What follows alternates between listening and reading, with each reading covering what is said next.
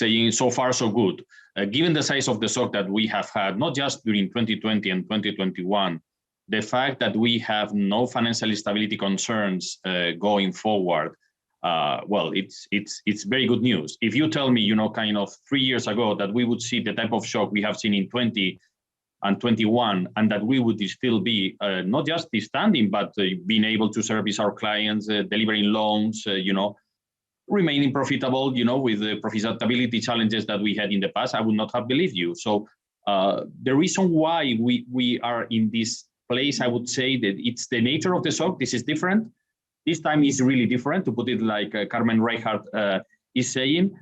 The second is the measures that have been introduced by governments and central banks, very, very powerful measures, and also that the banks were better in terms of capital position and liquidity. So I would say that given the size of the shock, I mean, we have challenges, but not of the size I would have expected, when this started. Fair enough. You mentioned the government policy support that has come through, government guarantees, etc. Isn't the scale of the policy response also masking what's happening beneath the surface? And isn't it also true that once that policy support is withdrawn, that will allow companies to actually start defaulting? You will start to see a rise in loan impairments, and that is a big worry for the space. Yeah, I would say that, of course, on non-performing loans, we have not seen yet the expected rise in non-performing loans. It will come out naturally. To what level, we don't know, because we still don't have visibility for the reasons that you are rightly mentioning. There is still a lot of government support measures being taken. Why do I think this is not going to be dramatic? On households, or the moratoria basically is mortgage moratoria. So you have the value of the collateral. In this case, we didn't have a real estate bubble preceding all this crisis, this health crisis. So the sound value of the collateral will protect a lot, from losses. And also the recovery we have seen from moratoria, people getting out of moratoria. We have the legal moratoria that is targeted to people that have, let's say, a weaker position. Well, I mean, the type of recovery we are seeing on the moratoria is 95% of the people going out of the moratoria start paying their mortgages, between 95 and 98%, depending on the banks. So we are seeing, a very, very healthy cure. And, you have the value of the collateral. And the government guaranteed loans, well, they are government guaranteed. In our case, is between 70 and 80%. This is not 100%. But at the same time, the fact that they were just guaranteed by 70, 80%, the system was not the most generous in Europe. Well, that guarantees that the type of selection that you have done of credit risk is kind of aligned in the sense that you would not give this type of government guaranteed loans to companies that were not viable at the beginning of all this mess. So in that respect, I think that yes, for sure. I mean, non-performing loans are going to rise, but I don't think this is going to be anything dramatic. You mentioned real estate in there as a core part of the Spanish economy. Real estate has been an important market in Spain historically. Based on the data that you see and track, where is the market likely to come out as we emerge from the pandemic?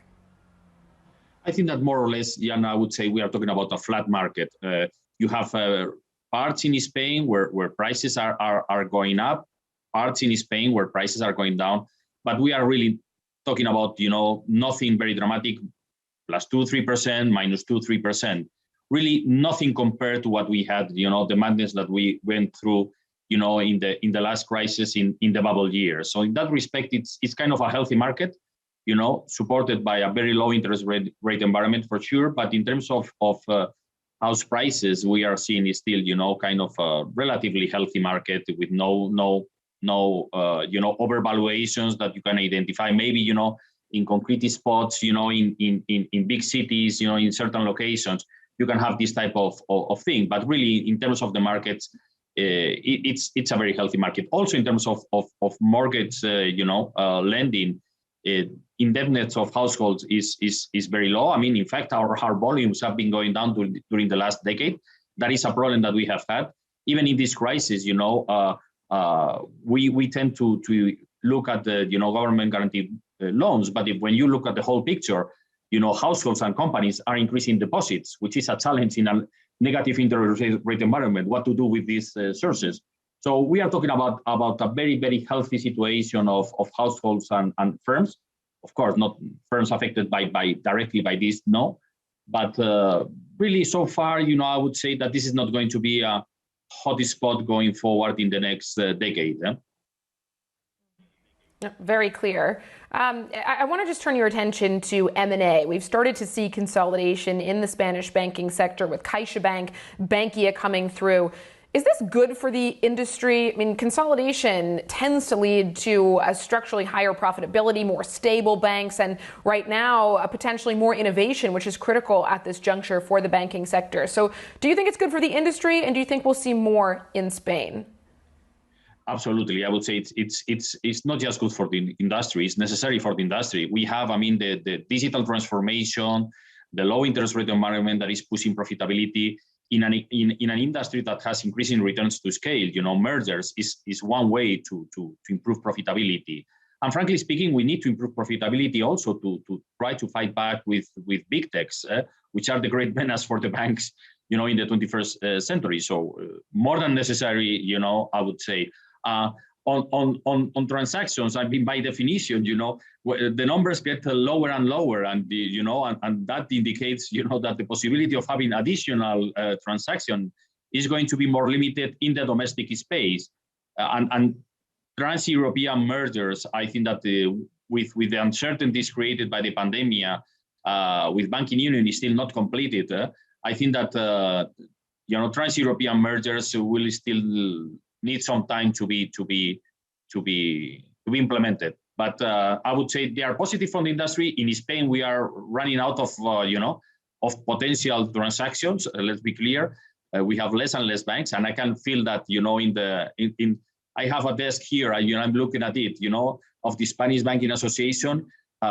It used to be full of banks. Now it's, I have to cut it down in pieces because really I cannot fit anyone there. There are just too little for the size of the desk I have. So that's a little bit the impression I have, that numbers are going down and potential transaction there is still there, but by definition they're going to be more limited going forward.